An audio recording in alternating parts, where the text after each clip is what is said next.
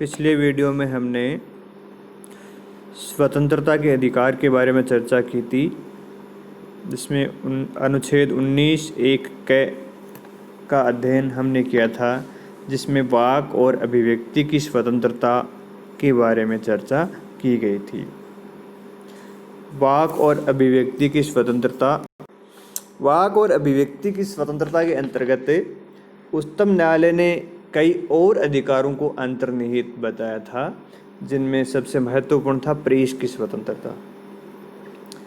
इसी प्रकार phone tapping के विरुद्ध अधिकार, किसी भी राजनीतिक दल या संगठन द्वारा आयोजित बंद के खिलाफ अधिकार, ये समय समय पर उच्चतम न्यायालय द्वारा अनुच्छेद 19(1) में अंतर्निहित बताए थे। इसी प्रकार का एक और अधिकार है जो वाक और अभिव्यक्ति की स्वतंत्रता में निहित है, वो है सूचना का अधिकार। अभिव्यक्ति की आज़ादी को व्यापकता प्रदान करते हुए इंडियन एक्सप्रेसवाद में उच्चतम न्यायालय ने यह कहा कि नागरिकों को यह अधिकार है कि वह सरकार तथा सरकारी कार्यालय से संबंधित तथ्यों की जानकारी प्राप्त कर सकते हैं। और सूचना का अधिकार, आप जानते हो, लोकतांत्रिक व्यवस्था का महत्वपूर्ण लक्षण है, जिसमें प्रत्येक व्यक्ति को ये जानकारी होनी चाहिए कि सरकार तथा सरकारी कार्यालयों में जो भी कार्य होते हैं उनकी जानकारी उस देश के नागरिकों को होना चाहिए, ताकि शासन प्रशासन में पारदर्शिता बनी रहे। इन्हीं मांगों को देखते हुए भारत सरकार ने सूचना का अधिकार अधिनियम 2005 को संसद से पारित करवाया और 12 अक्टूबर 2005 को ये अधिकार अपने देश में लागू हो गया। और इस अधिकार के अंतर्गत लोगों को सूचना मुहैया कराया जाना अनिवार्य किया गया है। और इसी अधिनियम के अंतर्गत भारत सरकार ने एक केंद्रीय सूचना आयोग का गठन किया, राज्यों में भी राज्य सूचना आयोग का गठन किया गया है, और प्रत्येक सरकारी विभाग में एक लोक सूचना अधिकारी की नियुक्ति की गई है, जहां से देश का कोई भी नागरिक जो सूचना चाहें, देश की अखंडता और सुरक्षा आदि को छोड़कर, कुछ सूचनाएं गोपनीय होती हैं, वो सूचनाएं नहीं दी जाती हैं, बाकी सारी सूचनाएं वहाँ से प्राप्त कर सकते हैं।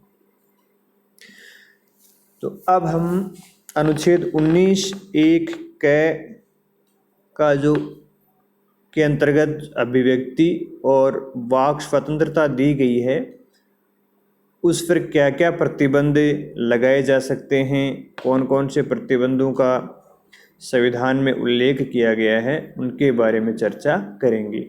आप जानते हो, स्वतंत्रता का अधिकार निरपेक्ष अधिकार नहीं है।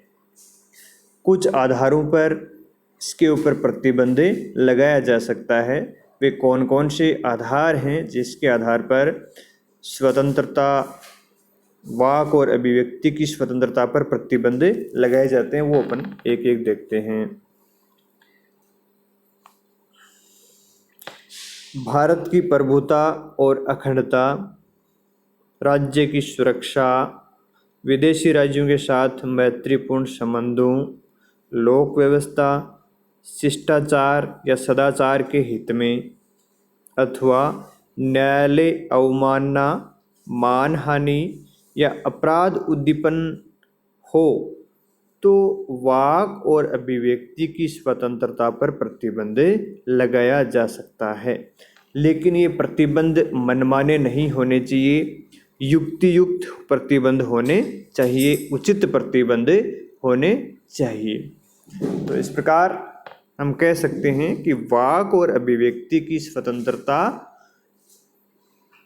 को भारत की प्रभुसत्ता और अखंडता पर संकट आने के कारण रोका जा सकता है, उस पर प्रतिबंध लगाया जा सकता है। राज्य की सुरक्षा के हित में उसके ऊपर प्रतिबंध लगाया जा सकता है।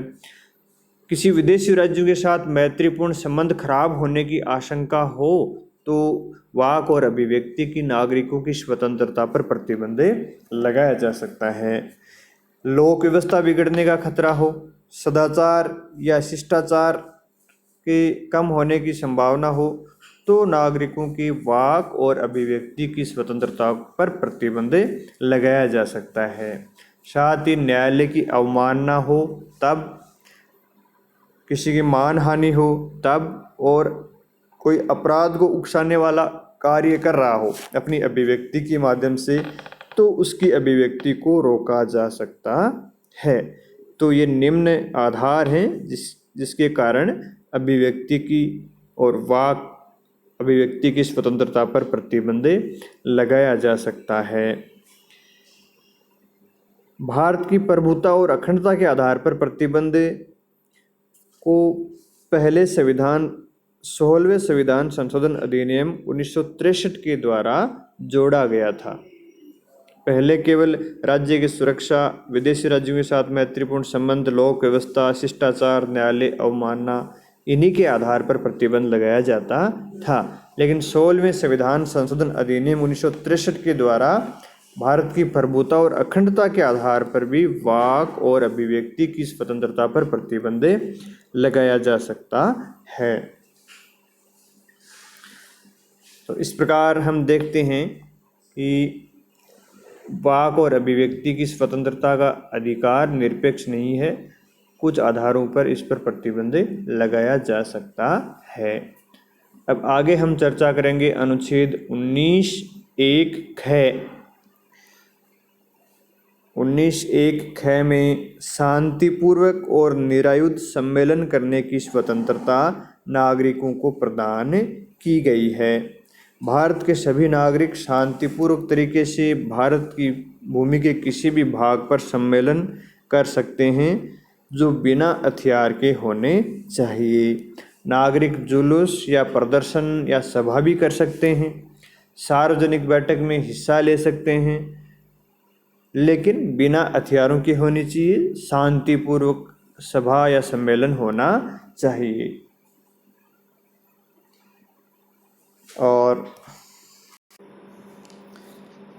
लेकिन ये जो व्यवस्था है, शांतिपूर्वक और निरायुध सम्मेलन करने का जो अधिकार दिया गया है, जो स्वतंत्रता नागरिकों को दी गई है, वो हिंसा, अव्यवस्था, गलत संगठन या सार्वजनिक शांति अगर उससे भंग होती है तो उसको रोका जा सकता है।